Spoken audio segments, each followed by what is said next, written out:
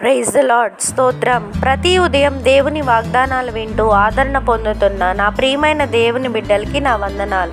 ఈ ఉదయమున రక్షణకర్త అయిన దేవుడు జీవ గ్రంథంలో నుండి మన కొరకు ఇచ్చిన వాగ్దానం యెషయా గ్రంథము 54వ అధ్యాయం 14వ వచనం.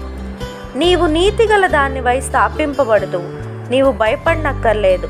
బాధించువారు నీకు దూరముగా ఉందురు, భీతి నీకు దూరముగా ఉండును, అది నీ దగ్గరకు రానే రాదు. Amen. Verse of the day, Isaiah chapter 54 verse 14.